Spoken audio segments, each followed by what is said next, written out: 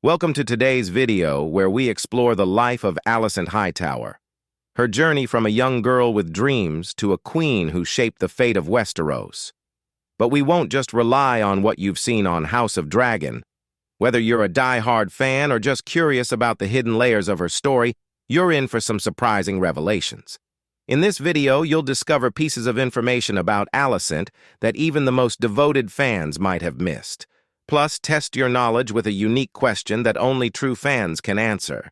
What do you think was Alicent Hightower's most surprising alliance during the Dance of the Dragons? Stay tuned for the answer. Alicent Hightower wasn't always the calculating queen we know from House of the Dragon.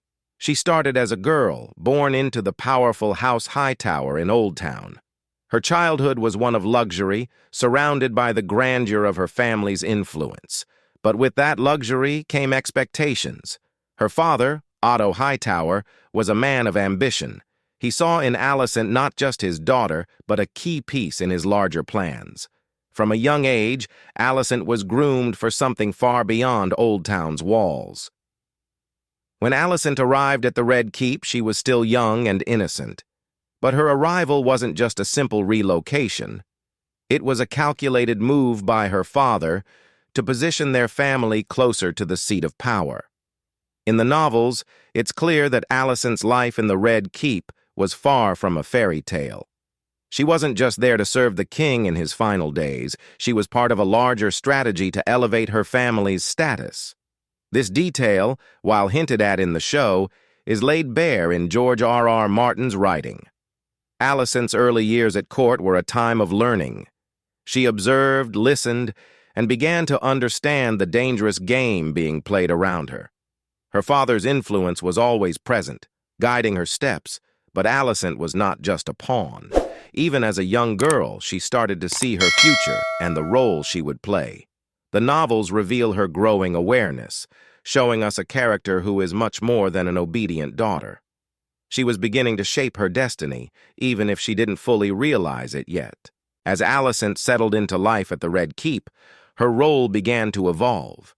No longer just the daughter of Otto Hightower, she became a figure at court, known for her grace, beauty, and unwavering loyalty. She served King Jaehaerys Thorby in his final days, and her presence was felt throughout the halls of power. But beneath the surface, there was more to Alicent than met the eye. Court whispers suggested that her place in the Red Keep was not as innocent as it seemed. Alicent's journey in the Red Keep was marked by subtle changes. The once naive girl was now learning how to navigate the treacherous waters of court life. The decisions she made during this time would set the stage for the rest of her life, shaping her into the queen she would eventually become.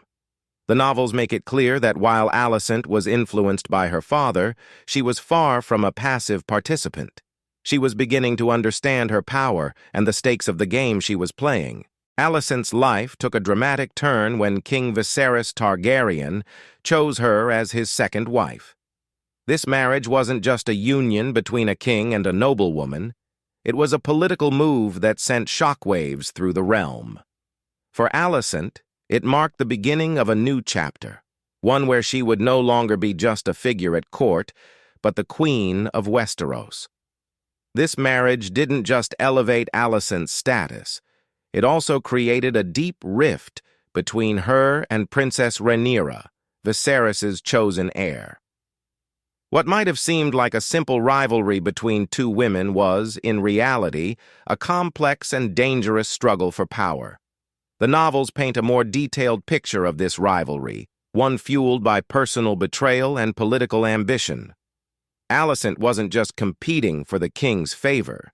She was fighting for her family's future and her children's rightful place in the line of succession. Emotionally, this marriage weighed heavily on Alicent. She found herself torn between her duty as a wife and mother and the harsh realities of the political game she was now fully immersed in. The novels allow us to see the internal conflict she faced, her fears, her doubts, and the lengths she would go to protect her children. While the TV show hints at these struggles, the books explore deeper, showing us the toll this marriage took on her. Alicent's marriage to Viserys was the moment that solidified her place in Westeros's history. It was the catalyst for the events that would follow, setting her on a path that would eventually lead to the Dance of the Dragons. This union didn't just change her life, it changed the course of the entire realm. The birth of Alicent's children marked a turning point in her life and in the history of Westeros. As the mother of Aegon II, Helaena, and Aemond, Alicent's role shifted from queen to protector. In her eyes, her son Aegon II was the rightful heir to the Iron Throne, even though Rhaenyra, Viserys' daughter from his first marriage, still held the title of the king's chosen successor. This set the stage for a bitter and destructive conflict. The arrival of Alicent's children didn't just add to the complexity of the Targaryen succession crisis, it also intensified the rivalry between Alicent and Rhaenyra. What started as a personal struggle between two women became a full-blown civil war with the birth of her children. Alicent was no longer just a queen. She became the leader of a faction, determined to secure her son's place on the throne.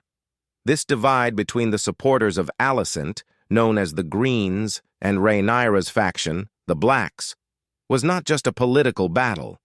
It was a deeply personal conflict, rooted in years of rivalry, betrayal, and competing claims to power. The novels give us a closer look at how this rivalry took shape, showing that the formation of the Greens and the Blacks was as much about personal loyalty and grudges as it was about the future of the realm. Interestingly, the rivalry between the Greens and the Blacks even influenced the fashion at court. It became common for members of each faction to wear their colors, green for Alicent's supporters, and black for Rhaenyra's. This symbolic war of fashion underscored the depth of the divide between the two sides, a detail that the novels highlight and that adds an extra layer of intrigue to the story. Alicent's focus on securing her children's future would ultimately lead to the civil war known as the Dance of the Dragons, a conflict that would tear Westeros apart and leave a lasting legacy of division and bloodshed. The Dance of the Dragons was a brutal civil war that tore Westeros apart, pitting Alicent Hightower's son, Aegon II, against Rhaenyra Targaryen in a bitter struggle for the Iron Throne. For Alicent, this conflict was the culmination of years of maneuvering and ambition, but it came at a devastating cost to her and her children. Alicent's eldest son, Aegon II, was crowned king with her support, but his reign was marked by violence and tragedy. Early in the war, he was gravely injured during a battle with Rhaenyra's forces, suffering burns from dragonfire that left him physically and emotionally scarred. Despite these injuries, Aegon continued to fight, driven by his mother's determination to secure his place on the throne. Alicent's second son, Aemond Targaryen, played a key role in the war as well. Known for his fierce temper and battle prowess, Aemond became infamous for his rivalry with Rhaenyra's supporters. His most notorious act came when he killed Lucerys Velaryon, Rhaenyra's son, during a dragon battle over Storm's End. This act of violence escalated the conflict, making reconciliation impossible. Aemond's fate was sealed when he faced Daemon Targaryen, Rhaenyra's husband, in a final battle above the God's Eye. Both men perished, crashing into the lake below, ending Aemond's life and removing one of Alicent's most powerful allies. Alicent's daughter, Helaena Targaryen, suffered deeply during the war. Though married to Aegon II, Helaena was a tragic figure, haunted by visions and prophecies. When her son Jaehaerys was murdered as a pawn in the conflict, Helaena fell into deep despair. She eventually took her own life, leaping from the Maegor's holdfast, adding another layer of grief to Alicent's already heavy burdens. The war also claimed the lives of Alicent's younger children. Her third son, Daemon Targaryen, known for his bravery, died in battle during the siege of Tumbleton. His death marked the loss of yet another of Alicent's children to the brutal civil war she had fought so hard to control.